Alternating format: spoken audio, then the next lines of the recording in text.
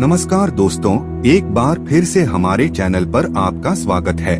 दोस्तों, जीवन की समस्त दुखों, उलझनों और असफलता का मूल कारण मनुष्य का अपना अज्ञान ही होता है। अज्ञान मनुष्य का परम शत्रु है। आचार्य चाणक्य ने कहा है, अज्ञान के समान मनुष्य का और कोई दूसरा शत्रु नहीं है। हितोपदेश में भी आया है कि अज्ञानी लोग थोड़ा सा काम शुरू करते हैं किंतु बहुत ज्यादा व्याकुल होते हैं। कुरूपता का संबंध मनुष्य की शारीरिक बनावट से इतना नहीं है जितना अज्ञान और अविद्या से उत्पन्न होने वाली बुराइयों से। सुख सुविधापूर्ण जीवन बिताने के पर्याप्त साधन उपलब्ध होने पर भी कई लोग अपने अज्ञान और अविद्या के कारण अशांत देखे जाते हैं। इसके विपरीत ज्ञान और विद्या के धनी संत, महात्मा, ऋषि प्रवृत्ति के व्यक्ति सामान्य साधनों में, यहाँ तक कि अभावों में भी सुख शांति संतोष का जीवन बिता लेते हैं। जीवन के सहज आनंद को प्राप्त करते हैं। इसलिए हमें अपने जीवन में ज्ञान प्राप्त करना चाहिए और विद्या प्राप्त करके अज्ञान का निवारण करना चाहिए। ज्ञान संसार का सर्वोपरि उत्कृष्ट और पवित्र तत्व है। ज्ञान के लिए गीता में कहा गया है, इस संसार में ज्ञान के समान और कुछ भी पवित्र नहीं है। ज्ञान बहुमूल्य रत्नों से भी अधिक मूल्यवान है। ज्ञान ही जीवन का सार है। ज्ञान आत्मा का प्रकाश है जो सदा एकरस और बंधनों से मुक्त रहने वाला है। भगवत गीता में भगवान श्री कृष्ण ने कहा है, हे अर्जुन, जैसे प्रज्वलित अग्नि ईंधन को भस्म कर देती है, वैसे ही ज्ञान रूपी अग्नि संपूर्ण शुभाशुभ कर्मों को जलाकर नष्ट कर देती है। ज्ञानी कर्म में लिप्त और आसक्त नहीं होता, वरन तटस्थ, निष्पृह, निष्काम भाव से अपने कर्तव्य में लगा रहता है।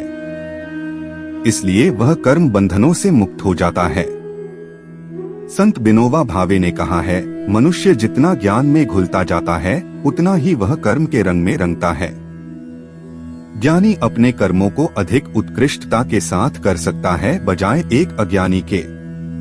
आत्मा की अमरता का, परमात्मा की न्यायशीलता का और मानव जीवन के कर्तव्यों की जिससे जानकारी प्राप्त होती हो और जिससे सुविचारों और दुष्कर्मों के प्रति घृणा एवं सन्मार्ग पर चलने की प्रेरणा मिलती हो, वही ज्ञान है। यह शिक्षा ऋषियों ने धर्म ग्रंथों के अक्षय भांडागारों में पर्याप्त मात्रा में भरकर अपने उत्तराधिकार के रूप में हमारे लिए छोड़ी है। इस धर्म ज्ञान का अधिकाधिक प्रसार करना प्रत्येक ज्ञानी का कर्तव्य है। जो स्वयं ऐसा नहीं कर सकते, वे ज्ञान प्रसार साहित्य को जुटा के तथा अन्य तरह योग देकर सहायता कर सकते हैं। ज्ञान की साधना करना और उसके अनुसार आचरण करना, अपने उपार्जित ज्ञान से दूसरों का मार्गदर्शन करना ज्ञानयज्ञ कहा गया है, जिसे सर्वोत्कृष्ट बताते हुए गीता में भगवान श्री कृष्ण ने कहा है, हे परंतप, द्रव्यज्ञ से ज्ञानयज्ञ श्रेष्ठ है, क्योंकि जितने भी कर्म हैं वे सब ज्ञान में ही समाप्त होते हैं।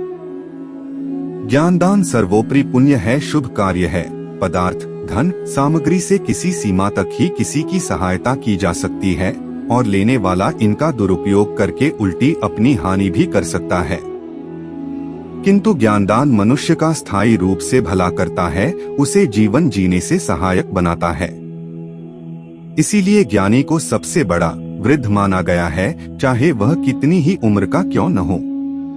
महर्षि व्यास ने तो यहाँ तक कहा है कि कोई सिर के बाल श्वेत होने से वृद्ध नहीं होता। बालक होकर भी यदि कोई ज्ञान संपन्न है तो वही वृद्ध माना जाता है।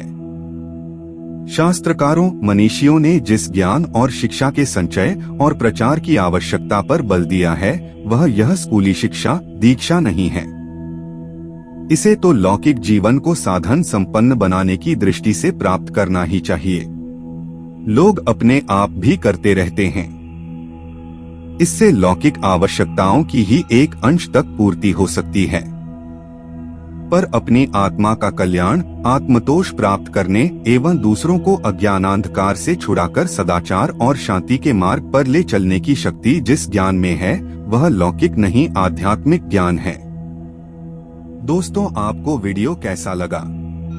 उम्मीद है कि आपको वीडियो पसंद आया होगा, तो एक लाइक जरूर कीजिए और आपकी महत्वपूर्ण राय कमेंट करके जरूर बताएं। धन्यवाद।